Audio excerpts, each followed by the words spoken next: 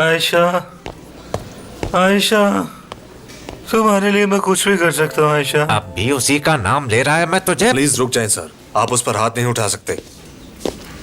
कभी कभी तो मेरा दिल करता है कि ये लड़का कहीं चला जाए और दोबारा वापस ही ना आए। आयशा की अब शादी हो गई है, अब उसके ख्वाब देखना बंद कर दो। चाह कर भी वो तुम्हारी नहीं हो सकती। ये आप क्या बोल रहे हैं बाबा?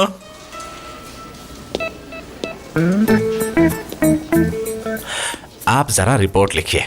ऐसा रजा ने पहली बार नहीं किया, इससे पहले भी वो कई बार ऐसा कर चुका है इसके साथ। पिछली बार तो इसको इतना मारा कि ये कोमा में चला गया। उसकी हालत तो देखिए, इतना जुल्म कौन करता है। उसका दिमागी तवाजुन दुरुस्त नहीं। साबरी हमारा इकलौता बच्चा है, अगर इसे कुछ हो जाता। उसका कुछ कीजिए आप, मैं गवाही देने के लिए तैयार हूँ। और पिछली बार मेरा बेटा पूरे 3 महीना कोमा में रहा, लेकिन ये बेवकूफ फिर वहां चला जाता है और हर बार मार खा के मेरे पास वापस आ जाता है। अब आप ही कुछ कर सकते हैं, उसे देखिए तो सही जरा। हमें इनकी स्टेटमेंट चाहिए होगी। इनके होश में आते ही हमें इत्तला करें, उसके बाद ही हम मजीद कोई कार्रवाई कर सकते हैं। अच्छा ठीक है, ठीक है, लेकिन पहले आप उस आदमी को पकड़ लीजिए, इससे पहले कि वो शहर छोड़कर कहीं और भाग जाए। लेकिन मैं आपसे वादा करता हूँ, ये जैसे ही ठीक होगा मैं खुद आपके पास ले आऊंगा। मोहसिन, आज तक मैंने आयशा के साथ वैसा ही बर्ताव किया जैसा आपने मुझे कहा। कभी भी परेशान नहीं किया मैंने उसे। मानती हूँ कि मैं इस शादी के खिलाफ थी, लेकिन मैंने कभी ऐसा नहीं चाहा कि उस लड़की को इस घर से निकाल दिया जाए। मैं उसकी दुश्मन नहीं हूँ, लेकिन कल उसकी वजह से आपकी तबीयत खराब हो गई। मैं नहीं चाहती उस लड़की की वजह से मैं किसी अपने को खो दूं। कुछ नहीं हुआ, मैं बिल्कुल ठीक हूँ। मोहसिन, बात को समझने की कोशिश करें, मुझसे अब ये सब बर्दाश्त नहीं हो रहा। अभी उस लड़की को इस घर में आए 1 हफ्ता भी नहीं हुआ और देखिए क्या क्या हो गया है। खालदा, बस इस बात का पीछा छोड़ दो अब। सुना नहीं करीम ने क्या कहा था? वो इस मसले को खुद ही संभाल लेगा। देखें, जब मैं आपसे पहली बार मिली थी तब मैं एक बहुत ही मशहूर मॉडल थी, लेकिन आज तक मेरी किसी भी हरकत की वजह से आपके खानदान की बेइज्जती नहीं हुई। बोले ना, क्या मैंने कभी इतने सालों में कुछ गलत किया है? हर चीज का ख्याल रखा, क्या खाना है, क्या पहनना है, किससे मिलना है, किससे नहीं मिलना। मैंने एक एक चीज को अपने जहन में रखा। मोहसिन, क्या मैं कुछ गलत कह रही हूँ? बताएं मुझे। खालदा, बस भी कर दो मेरे लिए। क्यों क्यों बस कर दूं मैं? मैंने आपकी इज्जत को हमेशा अपनी इज्जत समझा है और कभी भी उस पे आंच नहीं आने दी, समझे आप? लेकिन देखिए अब क्या हो रहा है यहाँ। खालदा, खुदा का वास्ता है तुम्हें, अब इस बात का पीछा छोड़ दो। वो प्यार करते हैं एक दूसरे से। देखा नहीं करीम ने किस तरह बीच में आकर उसकी तरफदारी की? अभी नई नई शादी हुई है, आहिस्ता आहिस्ता सब कुछ सीख लेगी। अगर आपको ऐसा लगता है तो ठीक है, उसे सब कुछ मैं सिखाऊंगी। इस घर में किस तरह रहना है मैं उसे बताऊंगी। आपने उसे किसी भी चीज का पाबंद नहीं किया, उसने जो कहा करने दिया आपने। अब इस तरह बिल्कुल नहीं चलेगा, लेकिन आप इसमें दखल अंदाजी नहीं करेंगे, मुझसे वादा कीजिए आप। अच्छा ठीक है बेगम। अल्लाह अल्लाह। फिर ठीक है। आज हमारे शो में हमारे साथ मौजूद है शहर के मशहूर और मारूफ वकील मिस्टर खालिद। लाइव कॉल्स का आगाज भी जल्दी हो जाएगा, इसलिए आप वकील साहब से जो चाहें रज़ा रात को कब आया था?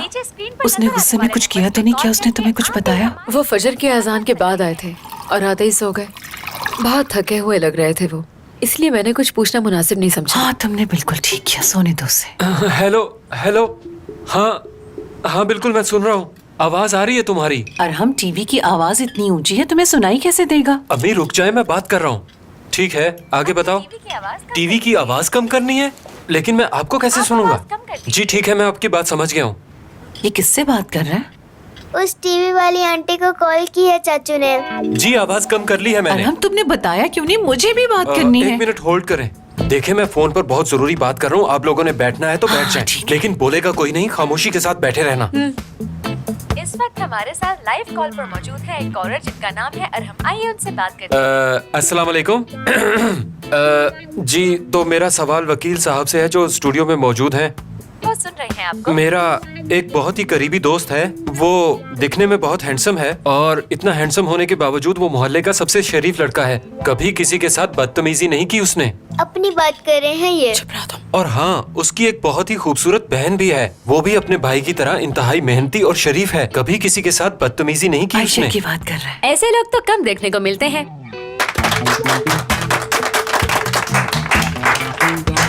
शुक्रिया शुक्रिया इतनी मोहब्बत देने का।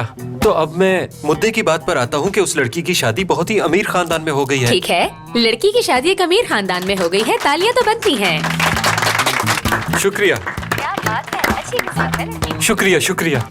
तो शादी से पहले उस लड़की का एक लड़के के साथ चक्कर था, लेकिन शादी से पहले ही वो लड़की समझ गई कि लड़का ठीक नहीं और उसने ब्रेकअप कर लिया। शादी के बाद अचानक एक दिन लड़के ने लड़की को कॉल की और वो कैफे में मिले। अस्तगफिरुल्लाह, किस तरह की बातें हो रही हैं यहाँ पे?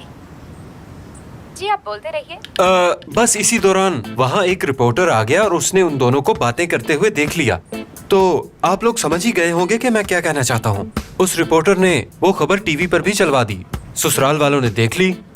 अगर लड़की का शौहर उसे तलाक देता है तो तलाक के साथ साथ और वो उसे क्या चीजें देगा, मतलब कोई घर, गाड़ी या कैश वगैरह, क्या देना चाहिए उसे? क्या हो गया, ऐसी कौन सी बात कर दी है मैंने? देखिए सर, अगर लड़की लड़के को छोड़ती है तो इस सूरत में लड़के को कुछ नहीं मिल सकता।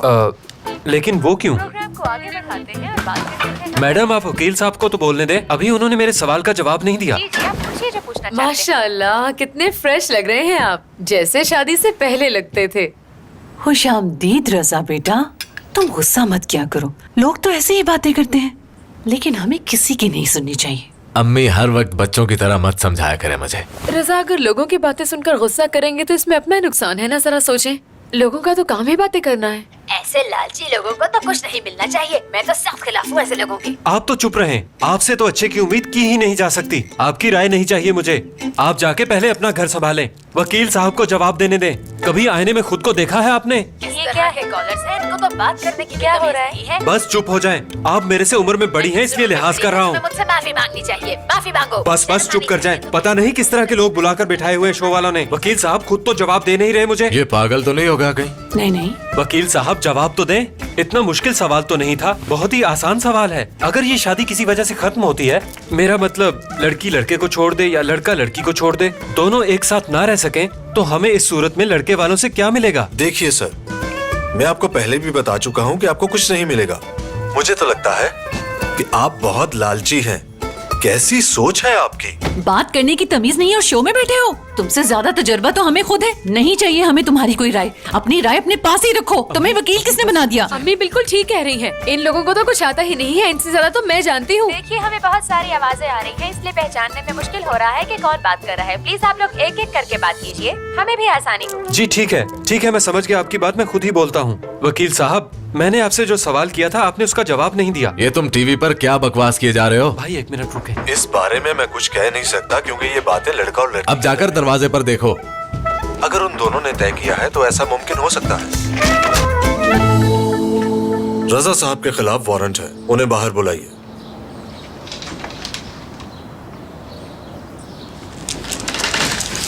जैसा कि वकील साहब ने कहा कि इस सूरत में लड़की और लड़की के घर वालों को जी बोलिए। आपके खिलाफ एक कंप्लेन आई है। आपने साबरी पर बहुत तशद्दुद किया है। आपको हमारे साथ चलना होगा।